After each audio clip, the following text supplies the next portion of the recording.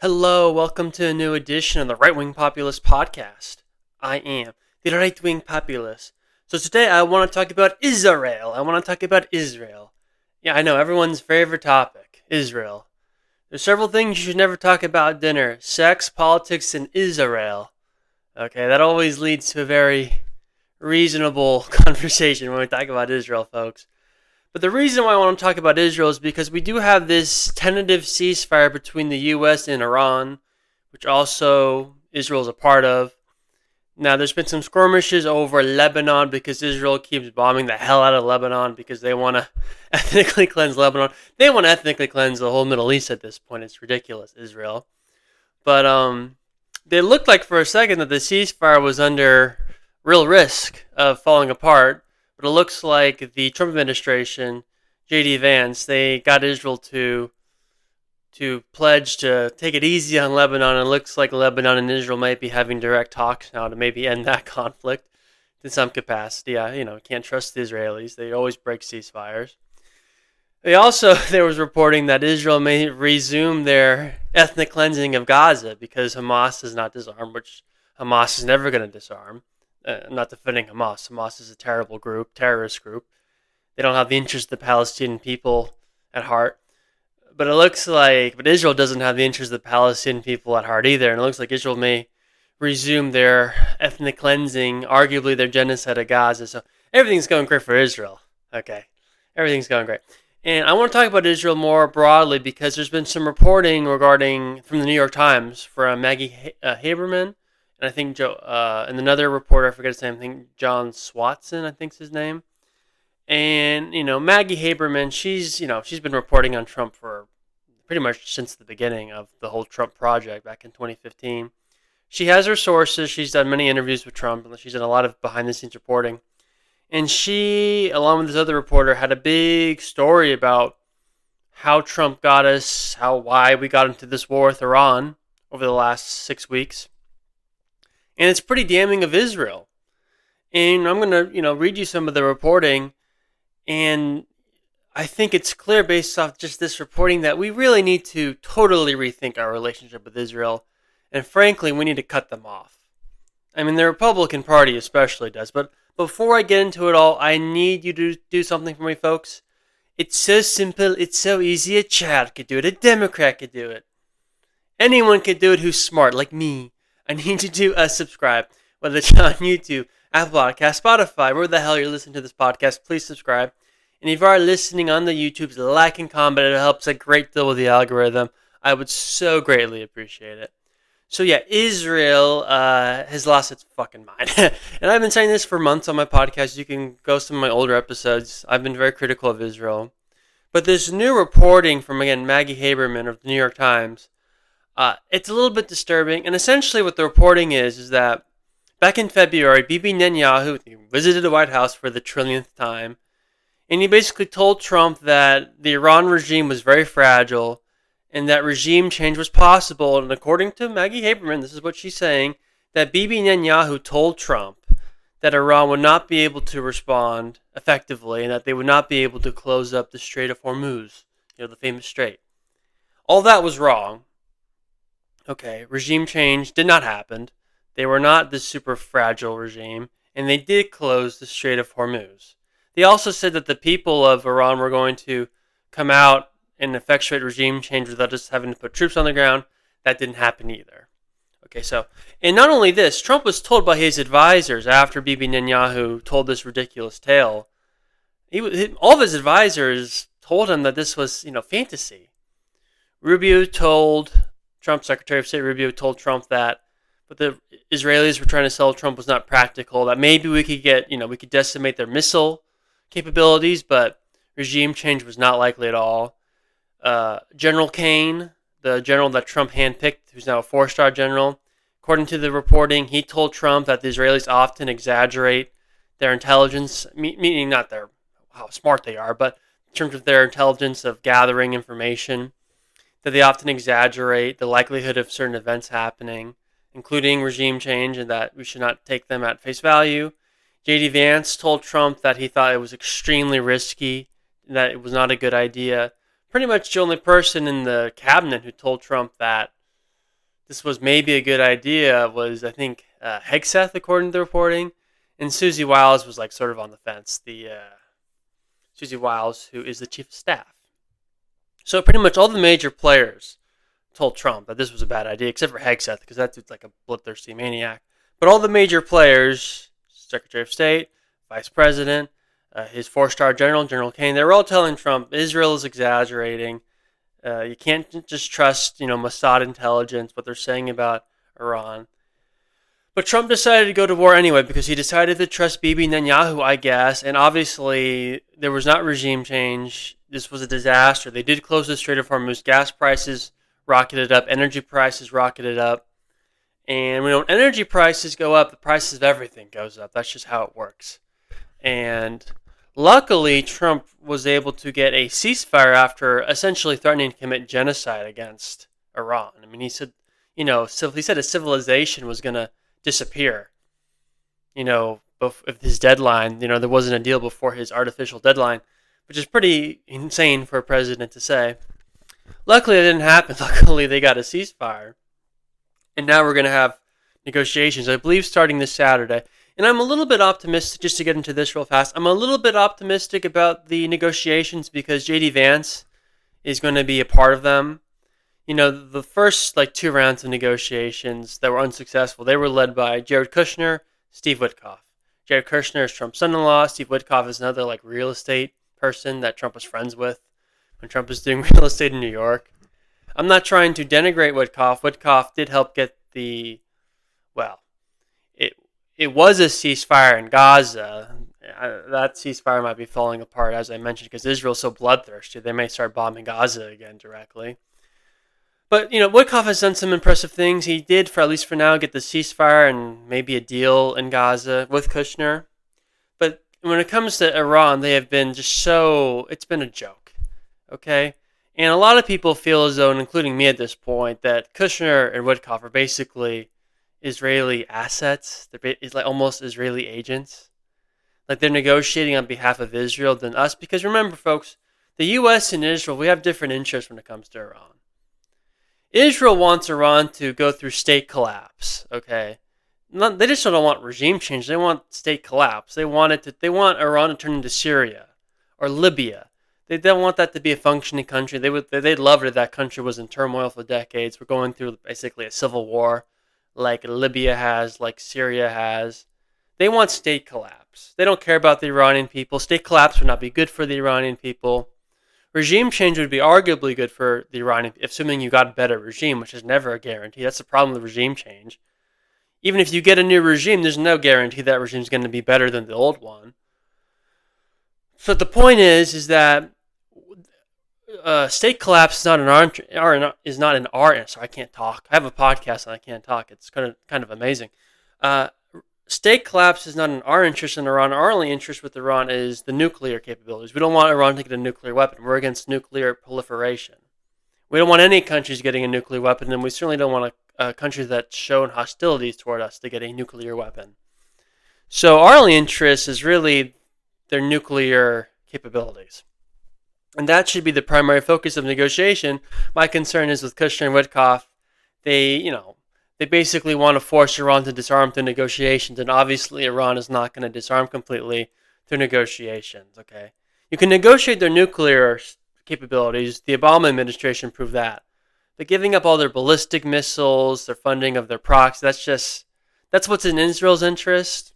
And if Witkoff and Kushner, which I think the first two times focused too much on that, negotiations won't be successful. Luckily, J.D. Vance is a part of these negotiations, so I'm much more optimistic about it because J.D. Vance will be focused on the American interest. That I have very little doubt over. But this gets us to a broader question, is what should we do with our relationship with Israel going forward? Let's assume that we're able to negotiate an actual deal with Iran, and we don't have to rehash this stupid war. And by the way, even if there isn't a deal, I don't think Trump's going to re-escalate the war. Even if the Strait of Hormuz doesn't fully reopen, I don't see Trump start bombing Iran again. I surely don't see him putting troops on the ground. We'll see.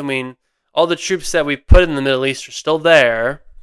So, unless slash until Trump starts taking the troops back home, you can't be too sure. But I highly doubt that Trump is going to get us wrapped up in a war with Iran, even if negotiations aren't successful. But the question remains, what should we do with this relationship with Israel? Is it still beneficial for us to have this relationship with Israel? I would argue no. And I think this reporting from the New York Times proved that Israel probably knowingly lied to the president about the likelihood of success if the U.S. joined this war with Iran. Look, if Israel wants to go with Iran on their own, that's fine. That's their prerogative. Okay, that's their prerogative. My issue with Israel is trying to get us suckered up into a war with Iran, which they've been doing for decades. Unfortunately, President Trump was the first president to take the bait, and it was a disaster. After 6 weeks, it was a disaster. We did not get regime change quickly. The Strait of Hormuz was closed. Gas prices rocketed up dramatically. Okay, we don't even know how many people died. At least 13 people, probably more. Many more people wounded. And what did we get out of it? We still don't know where the uranium is. We don't know what capabilities they have really with nuclear. There's been no regime change. They claim they've wiped out the ballistic missiles, but somehow they took out a plane. Luckily we were able to get our pilot back, but they were able to take out a U.S. plane. We had to rescue a pilot. So clearly we haven't totally wiped out their missile capabilities. We don't totally have full control of the air in Iran. So what did we exactly accomplish here? And we were, now maybe Israel really believed their own intelligence. It's possible. I don't know. Maybe they convinced themselves, but I know, and I'm a nobody podcaster, I knew regime change was extremely unlikely. You can't do regime change without troops on the ground. The idea that you were going to get regime change without troops on the ground was ridiculous. There's no example in history of ever a successful regime change with just air support. You need troops on the ground. Maybe if we had bombed them back in January when there were all these massive protests, maybe the protesters could have been effectively our troops on the ground at that point, but by the time we started bombing them, the protests were gone. They killed some of them. I don't think they killed 30 to 40,000 of their own people. I think that's a gross exaggeration, but they certainly killed some of them, and there were no more mass protests. So to start bombing them then in hopes for regime change was so stupid. Again, I just cannot believe some of the decision-making Trump did here. But if the reporting is true and Israel was feeding our president wrong information, it makes you think, should we really have this relationship with Israel? It's just very, and there's, look. And I don't want to get into the whole Gaza thing, but it's debatable. You could make a coherent argument that Israel's been committing a genocide in Gaza. Do we really want to be allies with a country that's been committing a genocide? I just think that looks terrible for the United States. They've become an international pariah, Israel. And for good reason. They don't have any respect for international law. They keep doing illegal settlements in the West Bank. They keep wanting to ethnically cleanse different places within the Middle East because Israel wants to be a hegemonic power. That's just the reality. And is it in our interest to help Israel become a hegemonic power in the Middle East? I don't think the United States wants there to be one country with all the power because of the oil. Do we want a hegemonic power in the Middle East if we're the United States? It's not even clear, do we want to help Israel become that power? It's not clear to me that's in our interests. Maybe it is if we continue to be allies, but that's not a guarantee. And I just don't think it's worth it at this point. And let's talk specifically about the Republican. The Republican Party should be ashamed of itself for being so, subservient to Israel. Number one, Jewish people don't even vote Republican. So on the face of it, it doesn't make any sense to me why I want to be so supportive of the Jewish state. This isn't about Jews, but if, a lot of people argue that if you're against Israel, you're anti-Semitic. That's a lot of people in the Republican Party will argue. It's crazy. So if you're going to, associate Jewish people with Israel that closely, fine. But then I think the point should be made that Jewish people don't vote Republican. So why should the Republican Party be so supportive of Israel if, you're going to make that, correlate, you're going to connect those two so closely. I think you can criticize Israel without being anti-Semitic, obviously, but people often conflate the two, so, have to make that point. And number two, the reason why Trump won the second time by a much stronger margin, he actually won the popular vote the second time as opposed to 2016, and obviously did much better than 2020. One of the reasons Trump made such huge gains was because of his anti-war promises, his pledge to not start any new stupid Middle Eastern wars. Well, this war has totally, this was a betrayal of that promise. And whether you like Trump or not, you have to be honest. Trump starting this war with Iran betrayed one of his key campaign promises, which was to not start any new regime change wars. Well, Trump did that, and there's going to be electoral consequences to that. I'm sorry, there just is. So if being allied with Israel is going to hurt the Republican Party politically, Jewish people don't vote Republican. What is the point? They're not even that strategically important. They're this little tiny country in a region that, outside of oil, we have no real interest in. And we're energy independent. So, that interest being oil I don't think is that important anymore, frankly. But they don't have any great natural resources. They're this tiny country. Why do we need to be so allied with them? Why? Because it's the Holy Land? That's fine, but a lot of people aren't religious. That doesn't mean much to them. It's just bizarre. I mean, you have U.S. government officials. You have Mike Huckabee, the ambassador to Israel for representing the United States. He went on Tucker Carlson's podcast and he criticized the United States to make Israel look better. I mean, he claimed that Israel does a better job of protecting civilians than we do. Whether that's right or wrong, why the hell would you say that? You represent us. You don't represent Israel. Why are you trying to take a shot at the United States to make Israel look better? That's just bizarre. You have a senator, Ted Cruz, who said that the main reason he ran for the Senate in Texas was to be the leading defender of Israel. It's like, what? Why was one of your goals to become a senator to defend another country? Could you imagine a senator saying that about some other country? That is just so fucking bizarre. And even if you say, well, it's about his religion, he's a Christian, it's like, a lot of Americans aren't Christian, a lot of them are atheists, and even there are many Americans who are Christians who don't want your main purpose of being a senator to defend Israel. It's just so crazy when you say it out loud, but people don't, people say, oh, well, he's religion. Blessed are the people who protect the Jewish people, they'll be protected by God, or some weird crap like that. It's like Israel is a country. It's a foreign country, okay? This isn't about religion. It's a country that was created in the 1940s. Okay, this is not the biblical Israel. We're talking about the country, the modern country of Israel. That country, it's lost its mind, okay? Israel has started more wars in recent years in the Middle East than Iran has. And people go, well, they're proxies, Hezbollah, Hamas. It's like, okay, well, proxies are not the same thing. Proxies often have an agenda of their own. They don't always do exactly what their funder does. Ukraine is a proxy country to the United States, but they don't always do what we want. Trump's been frustrated by Ukraine because Ukraine has not done everything Trump has wanted. Proxies often have their own agenda. They don't always do what the main state wants them to do. The bigger state wants them to do. It's it's conflating Hezbollah and Hamas and all these groups with Iran. It's just disingenuous. Iran did not directly attack Israel. They have not directly attacked Israel over the last 47 years. So, the proxies have. Well, the proxies are not the same thing. Again, we have proxies. The proxies are not. Ukraine is not the same thing as the United States.